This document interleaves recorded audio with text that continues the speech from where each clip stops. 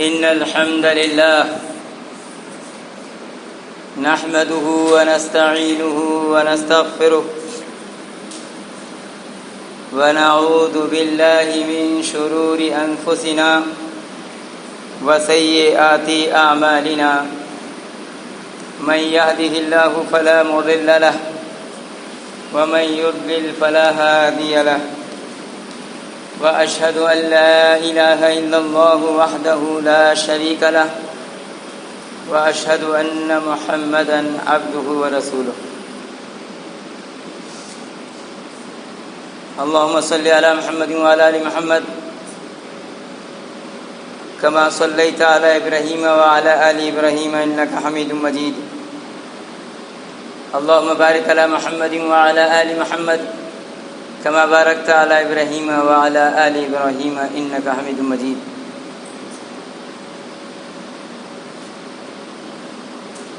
یقیناً ہر قسم کی تعریف کی بڑائی اور بڑائی اللہ سبحانہ وتعالیٰ کے لیے ہے۔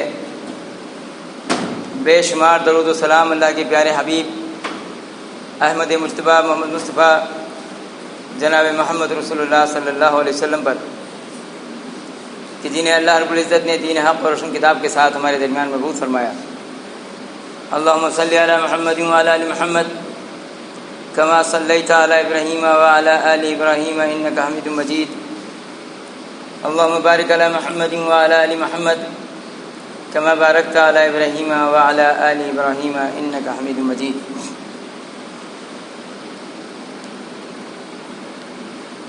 خطبہ مسنونہ کے بعد اللہ سبحانہ وتعالیٰ کا یہ ارشاد تمام انسانوں کے لیے عام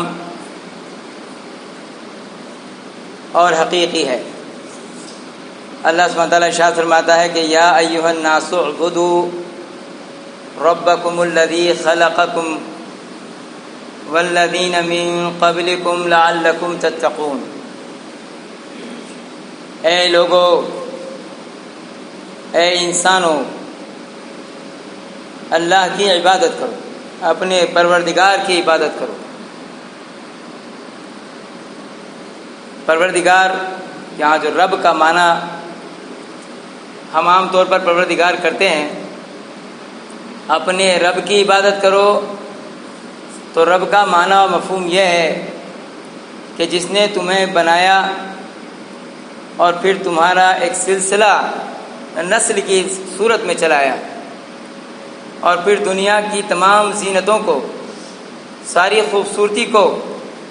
اور اس کے تمام فائدوں کو، نفعوں کو تمہارے لیے بنایا،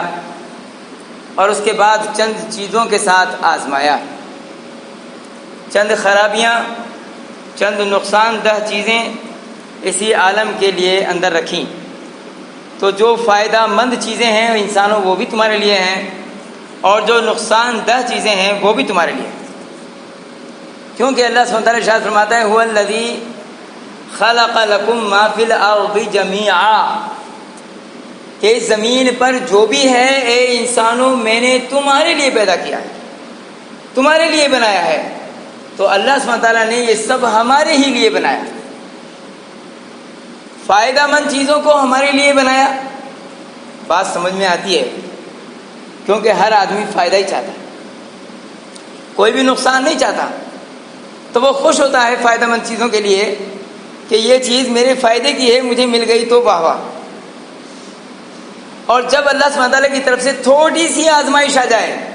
تھوڑی سی خرابی پریشانی آ جائے، تو پھر ان الانسان خلق ہلوعا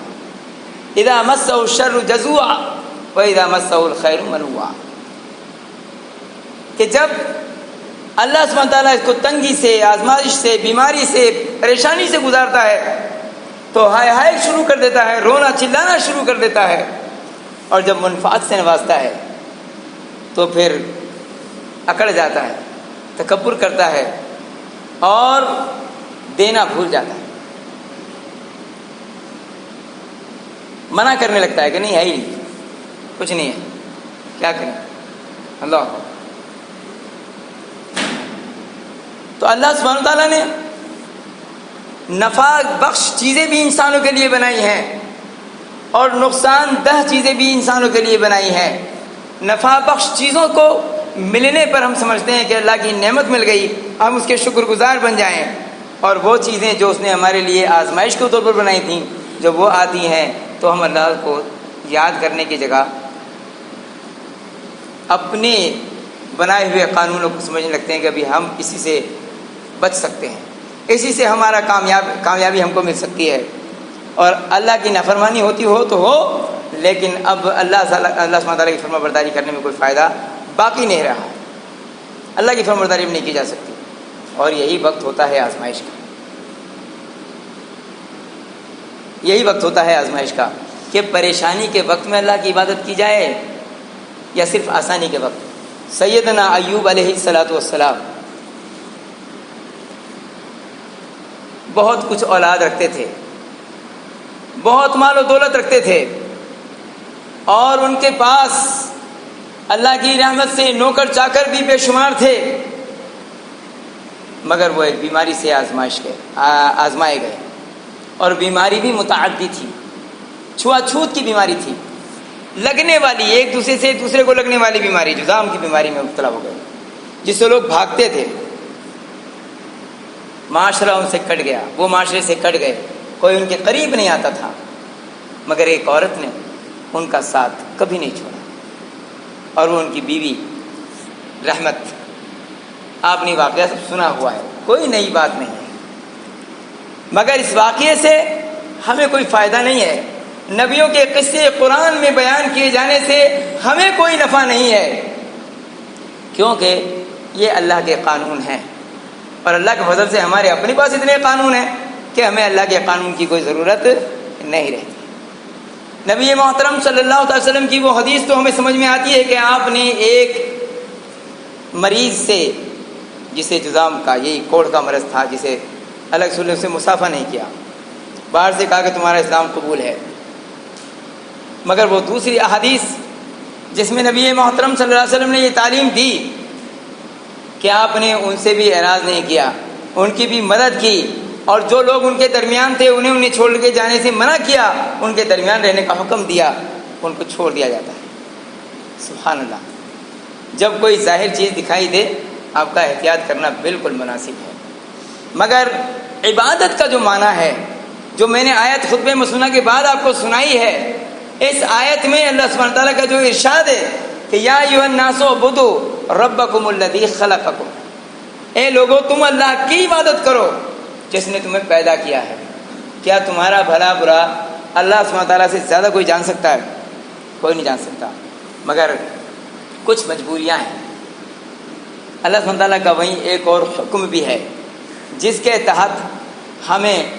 اپنے آپ کو مصیبت میں نہیں ڈالنا ہے، اور یہ بھی اللہ سبحانہ تعالیٰ کا حکم ہے۔ سورۃ النساء آیت نمبر 59 میں اللہ سبحانہ تعالیٰ نے یہ راستہ نکالا کہ یا ایھا الناس یا ایھا الذین آمنوا اطیعوا اللہ و اطیعوا الرسول و اولی الامر منکم، اے ایمان والو اللہ کی اطاعت کرو، رسول اللہ صلی اللہ علیہ وسلم کی اطاعت کرو، اور تمہیں جو صاحب حکم ہیں،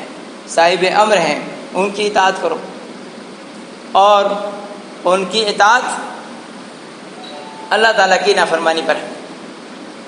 تب کیا کریں؟ حکومت کی اطاعت نہ کریں تو پریشانی ہے، اور اللہ تعالیٰ کی اطاعت کریں تو پریشانی ہے۔ جب یہ دونوں آپس میں ٹکرا جائیں اس وقت پریشانی آتی ہے۔ اصل میں بات یہ نہیں ہے، ایسی پریشانیاں آتی کب ہیں؟ اللہ سبحانہ تعالیٰ کبھی مومنوں پر ظلم نہیں کرتا، انہیں کبھی کافروں کے حوالے نہیں کرتا، مگر ایسی پریشانیاں تب آتی ہیں کہ جب اللہ نے آسانیاں دی تھیں، جیسا کہ سورۃ القلم کے اندر ارشاد فرمایا یوم یکشف عن ساق ویدعون الی السجود فلا یستطیعون، کہ جب قیامت کے دن پنڈلی دکھائی جائے گی، شاق کی تجلی ہوگی، تمام کے تمام لوگ سجدوں میں گر پڑیں گے، مگر کچھ لوگ سجدہ کرنا چاہیں گے تو اس دن سجدہ کر نہیں پائیں گے۔ انہیں لگے گا کہ آج سجدے کا دن ہے، اپنے رب کو راضی کرنے کا دن ہے، اس کے سامنے جھک جانے کا دن ہے، آج یقین کرنے کا دن ہے، آج شک کا دن نہیں ہے،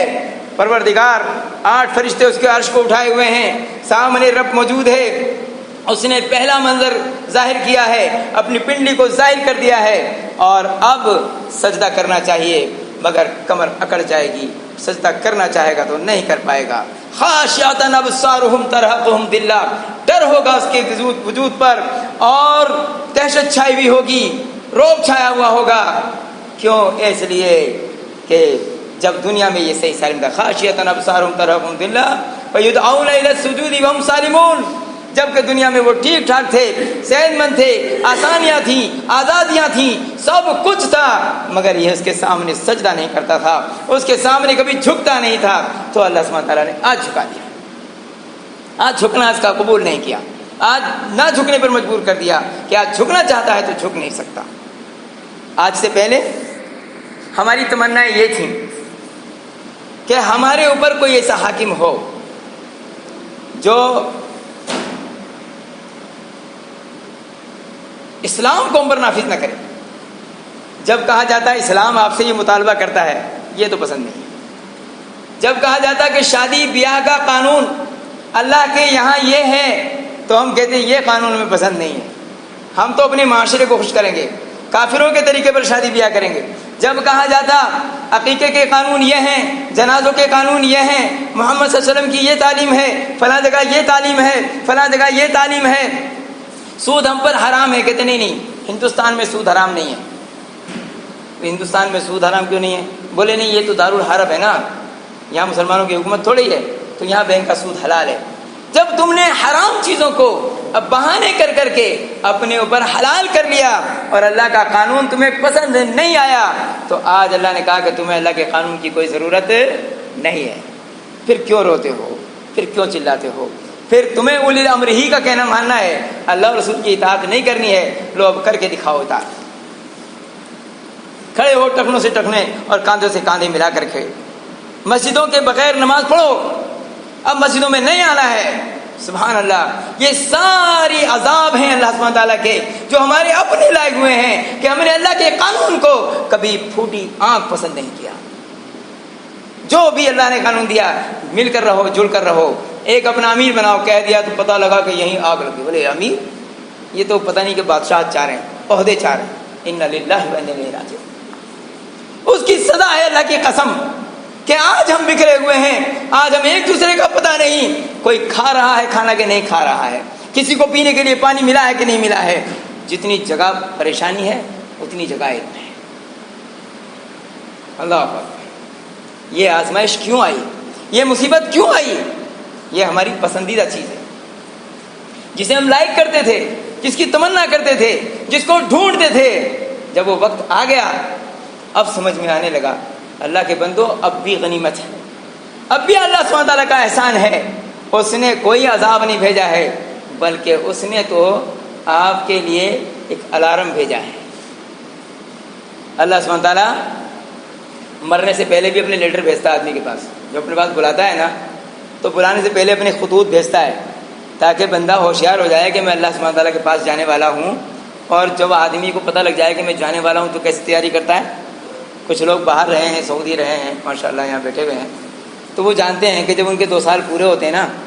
تو انہیں علم ہوتا ہے کہ اب 2 سال پورے ہونے والے ہیں، تو انہیں اگر واقعی انہوں نے کچھ کمایا ہے، محنت کی ہے، تو خوشی ہوتی ہے کہ میں گھر جانے والا ہوں، اب میں اپنی کمائی سے اپنے گھر والوں کے لیے تحفے تحائف خریدوں گا، یہ لوں گا وہ لوں گا، ان کے دل میں مسرت اور خوشی ہوتی ہے، اور پھر وہ تیاریاں شروع کر دیتے ہیں،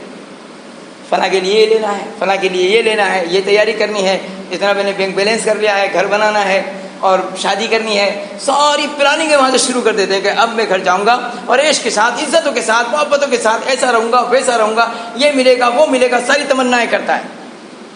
مگر ایک مومن اپنے سینے میں جھانک کر دیکھے اس کی کیا تیاری ہے، کیا واقعی وہ جب اللہ کے لیٹر آنے شروع ہوتے ہیں، اللہ کے لیٹر کیسے آتے ہیں پتہ ہے؟ ہاں، چہرہ جو بڑا خوبصورت چکنا چکنا دکھائی دیتا تھا، بغیر کریم پاؤڈر کے خوبصورتی نظر آتی تھی، تازگی چہرے پر نظر آتی تھی، اب اس میں روکھا پن آ گیا۔ کچھ دن کے بعد اللہ سبحانہ تعالیٰ کا ایک اور لیٹر آیا، بال سفید نظر آنے شروع ہو گئے، اب ٹینشن ہو گیا، بال سفید ہو گئے یار، بڑھاپا آ گیا، ایک اور خط اللہ سبحانہ تعالیٰ کا آ گیا، اب بھی تیاری نہیں کر رہا، آنکھیں کمزور ہو گئیں، چشمے کی ضرورت پڑنے لگی، اب بھی آنکھیں نہیں کھلتی، اللہ تعالیٰ کے خط پہ خط آ رہے ہیں، بدن کمزور ہو گیا، کمر میں درد رہنے لگا، ہاتھ پیروں میں درد رہنے لگا، بار بار جینے کے لیے دوا کی ضرورت پڑنے لگی، ایک اٹیک آ گیا، 2 آ گئے، 3 آ گئے، اٹیک گرنے شروع کر دیے، تیاری کچھ نہیں۔ تو جس نے تیاری نہیں کی وہ کیوں جانا چاہے گا اپنے گھر جانے کی خوشی تو اس کو ہوگی جس نے تیاری اپنی مکمل کر رکھی ہے، جس نے کما کر جمع بینک بیلنس کر لیا ہے کہ میں جاؤں گا تو جم جاؤں گا ہندوستان میں، اپنے گھر جا رہا ہوں لوٹ کر کے، باہر سے کام کر کے، اب میں جم جاؤں گا اپنے گھر میں۔ جسے ڈر ہے کہ میں جم ہی نہ پاؤں گا وہ کیسے خوش ہوگا؟ اللہ اکبر۔ رسول اللہ صلی اللہ علیہ وسلم فرماتے ہیں کن فی الدنیا کانک غریب او عابر السبیل، دنیا میں مسافر کی طرح ہو، مسافر چلتا ہے مراد آباد سے کاشی پور کے لیے، دلی سے کاشی پور کے لیے، اور وہ اپنے اسٹیشن کے آنے پر خوش ہوتا ہے، یہاں تو موت کا خوف ہمیں عذاب سے زیادہ ہے، اللہ کے خوف سے زیادہ ہے۔ موت سے ہم جتنا ڈرتے ہیں اتنا کسی اور چیز سے نہیں ڈرتے، حالانکہ یہ موت آ کر رہے گی، یہ پیچھا چھوڑنے والی نہیں ہے، کیونکہ اللہ کے خط آنے شروع ہو گئے ہیں اور خط بتا رہے ہیں کہ تم نے آنا ہی آنا ہے۔ تو اللہ تعالیٰ فرماتا ہے یا ایھا الذین آمنوا اتقوا اللہ، اللہ سے ڈر کے زندگی گزارو، ولتنظر نفس ما قدمت لغد، اور دیکھو غور کرو کہ تم نے کل آخرت کے لیے کیا تیاری کر رکھی ہے۔ میرے پاس تو صرف یہی ہے کہ میں کیا ہوں اور دنیا کیا ہے، میری دنیا کس طرح کی ہے، میرا گھر کیسا ہے، میری سواری کیسی ہے، میرا لباس کیسا ہے، میری بیٹھک کیسی ہے، لوگوں میں میرا نام کتنا ہے، لوگوں میں میری پہچان کتنی ہے، کتنے فون دن بھر میں آتے ہیں، کتنی لوگوں کی ضرورت ہوں میں، ان چیزوں کو گن رہا ہے۔ میرا پروردگار مجھ سے راضی ہے کہ نہیں، میری عبادات میں آج کے سارے دن کی عبادات میں کتنی کمی رہ گئی ہے، کیا فجر کی نماز میں وقت پہ پڑھ پایا ہوں کہ نہیں پڑھ پایا ہوں، ظہر کی نماز صرف 4 رکعت پڑھی ہے یا رسول اللہ صلی اللہ علیہ وسلم کی بتائی ہوئی 6 سنتیں بھی میں نے ادا کر لی ہیں، عصر کی نماز میں نے کیا وقت پر ادا کی ہے یا ایسے وقت میں ادا کی ہے جب اللہ سبحانہ تعالیٰ کے فرشتے اپنا دفتر سمیٹ کر چلے جاتے ہیں اور کہتے ہیں کہ اللہ یہ تو بے نمازی تھا، عصر کی نماز کو چھوڑ دیتا تھا۔ اللہ اکبر۔ مغرب کی نماز میں ہم نے اپنے پروردگار کے ساتھ کیا رشتہ قائم کیا ہے، یا ہم کاروبار سے آنے میں لیٹ ہو گئے، یا ہم رشتے باہر کام سے تو آ گئے تھے لیکن کیرم بورڈ کھیلنے میں سارا وقت چلا گیا۔ ہم نے کبھی یہ حساب بھی لگایا ہے، ہم نے کبھی یہ حساب لگایا ہے کہ آج دن میں میری ماں باپ کے حقوق میں سے میں نے کیا مار لیا، میری بیوی کے حقوق میں سے کیا کمی رہ گئی، میرے پڑوسیوں کے حقوق میں نے ادا کیے کہ نہیں کیے، قرآن مجید کی میں نے کتنی تلاوت کی ہے، اپنے پڑوسیوں کا کتنا خیال کیا ہے، اور اللہ کے دین کی دعوت و تبلیغ کا میں نے حق ادا کیا نہیں، کسی کو کلمہ لا الہ الا اللہ محمد رسول اللہ کی طرف کسی ایک آدمی کو بھی کہا ہے کہ نہیں کہا ہے۔ یہ حساب ہمارے کھاتے میں نہیں آتا، اور یہ سب اللہ کی عبادت ہے۔ عبادت یہ نہیں ہے کہ آدمی بس رسماً مسجد آئے اور 4-5 وقت وہ اپنی نماز کو ادا کرے اور یا تہجد بھی پڑھ رہا ہو، پھر وہ ایمانداری کے ساتھ زندگی نہ جیتا ہو، لوگوں کے حقوق ادا نہ کرتا ہو، اپنے پروردگار کو ناراض کرتا رہتا ہو، ماں باپ کی عزت نہ کرتا ہو۔ عبادت کا معنی یہ ہے، ایک واقعے سے آپ لوگ سمجھ سکتے ہیں، ایک بہت معروف بات کہ گیا شیطان مارا، ایک سجدے کے نہ کرنے سے 1000 سال سجدے میں جو سر مارا تو کیا مارا۔ معنی کیا ہے؟ کیا وہ سجدہ جس کا اس شعر میں ذکر ہے، کیا اللہ سبحانہ تعالیٰ نے اپنے خود کو کرنے کے لیے کہا تھا کہ مجھے سجدہ کرو؟ یہ تو بڑا آسان کام تھا نا، یہ تو بڑا آسان کام تھا۔ ابلیس تو ایک زمانے سے اللہ تعالیٰ کو سجدے کر ہی رہا تھا، مگر اللہ سبحانہ تعالیٰ نے آج آزمایا اور کہا کہ آدم کو سجدہ کرو۔ آزمانے کے لیے آدم کو سجدہ کرانے کی ضرورت نہیں تھی، مگر اللہ سبحانہ تعالیٰ نے کہا، فرشتوں سے کہا تھا، جب فرشتوں نے اعتراض کیا کہ ہم تو تیری عبادت کرتے ہیں، تیرا تقدس بیان کرتے ہیں، تجھے سجدے کرتے ہیں، اے پروردگار تو ایک ایسی مخلوق کیوں بنا رہا ہے؟ تو اللہ نے کیا کہا تھا؟ انی اعلم وانتم لا تعلمون، میں جانتا ہوں اور تم نہیں جانتے۔ کیا نہیں جانتے؟ کہ تمہارے درمیان ایک آدمی ہے، ایک ایسی مخلوق ہے جس کے اندر تکبر آ گیا ہے، جس کے اندر گھمنڈ آ گیا ہے، اور تم دیکھنا کہ وہ بظاہر تو میرا عبادت گزار بنتا ہے مگر وہ میرا پکا نافرمان ہو چکا ہے، وہ میرے حکم پہ بھی تکبر کرتا ہے، میری نافرمانی کرتا ہے، اور وہ ظاہر یہ کرتا ہے کہ میں سب سے زیادہ اپنے پروردگار سے عبادت کرنے والا ہوں، میں اس کے راز کو کھولنے والا ہوں۔ تو اللہ نے کہا یا اللہ کہتا ہے وَقُلْنَا لِلْمَلَائِكَةِ اسْجُدُوا لِآدَمَ فَسَجَدُوا إِلَّا إِبْلِيسَ، اس ابلیس کا راز کھولنا تھا، اس ابلیس کی خبر لوگوں کو دینی تھی۔ اللہ اکبر۔ اب ہم اپنے گریبانوں میں جھانک کر دیکھیں کہ سجدے تو ہم بھی کر رہے ہیں، نمازیں تو ہم بھی پڑھ رہے ہیں، لیکن ادخلوا فی السلم کافہ اس اصول پر ہو رہی ہے ہماری عبادت کے نہیں ہو رہی ہے۔ اللہ کی بعض بات کو مانتے ہیں کہ ساری باتوں کو مانتے ہیں۔ ہاں افتؤمنون ببعض الکتاب وتکفرون ببعض، اس اصول پر کوئی عبادت نہیں ہوتی۔ یا ایھا الناس بدو کا مطلب یہ ہے کہ اے لوگوں ہر معاملے میں صرف اور صرف اپنے پروردگار کے ہو جاؤ، اسی کی عبادت کرو، وہ جس کی اطاعت کا حکم دے اس کی اطاعت کرو، جس کی بات کو ماننے کے لیے منع کر دے اس کی بات کو چھوڑ دو۔ اگر واقعی ہم نے حقیقتاً ہم نے اپنے پروردگار کا کہنا مانا ہوتا، اقیموا الصلاۃ وآتوا الزکوٰۃ کے اصول پر رسول اللہ صلی اللہ علیہ وسلم کے قانون کو قبول کیا ہوتا، تو اللہ کی قسم آج یہ نوبت ہرگز نہیں آتی، یہ نوبت نہیں آتی۔ اس نوبت کے ذمہ دار ہم خود ہیں۔ آئیے آج اللہ سبحانہ تعالیٰ نے پھر ایک بار ہمیں موقع دیا ہے کہ اس کی مسجدوں میں حاضر ہو گئے ہیں، اپنے پروردگار کے ساتھ سچے دل کے ساتھ توبہ کریں کہ اے پروردگار ہماری نماز کو آج کی تو قبول کر لے، ہماری توبہ کو قبول کر لے۔ یا اللہ ہم اخلاص کے ساتھ تیرے دین کی طرف لوٹنے کا وعدہ کرتے ہیں۔ اے اللہ ہمارے اس وعدے کو تو اس وعدے کو پورا کرنے میں اے اللہ تو ہمارا مددگار ہو جا۔ اے پروردگار ہمارے دلوں میں جو کشیدگیاں دور گیا ہو گئی تھیں، یا اللہ ایک دوسرے کے ساتھ جو ہم جڑے ہوئے نہیں تھے، یا اللہ ایک بار پھر تو ہمیں چھوڑ دے۔ اے اللہ ہمیں رسول اللہ صلی اللہ علیہ وسلم کے قانون پر جمع کر دے، یا اللہ ہمیں ایک بنا دے، یا اللہ ہمیں نیک بنا دے، یا اللہ اور ہم تیری رحمت کے ساتھ، تیری محبت کے ساتھ، تیری اطاعت کے ساتھ دنیا پر غلبہ چاہتے ہیں۔ یا اللہ اسلام کا غلبہ چاہتے ہیں، یا اللہ اسلام کو دنیا پر نافذ کرنا چاہتے ہیں۔ اے پروردگار ہم ظلم کو دنیا سے مٹانا چاہتے ہیں تیری مدد کے ساتھ، تیرے غلبے کے ساتھ۔ تو اے پروردگار تو ہماری دعا کو قبول کر لے، ہماری توبہ کو قبول فرما لے، یا اللہ ہمیں معاف فرما دے، ہمارے دلوں کو پاک کر دے، اور ہمیں پاک کر کے اے اللہ تو اس دنیا کو ظلم سے، کفر سے، نافرمانی سے اور ہماری نقصان دہ چیزوں سے، یا اللہ کورونا جیسے وائرس سے، اگر یہ کوئی وائرس ہے تو اے اللہ تو ہمیں سب سے پاک کر کے اے اللہ تو ہمیں ایک موقع دے کہ پھر ہم تیری اطاعت کریں، پھر تیری رعایت کریں، یا اللہ پھر تجھے راضی کریں، یا اللہ پھر جنت کی طلبگار اور حقدار بن جائیں۔ اقول قولی ھذا استغفر اللہ لی ولکم واستغفروہ انہ ھو الغفور الرحیم۔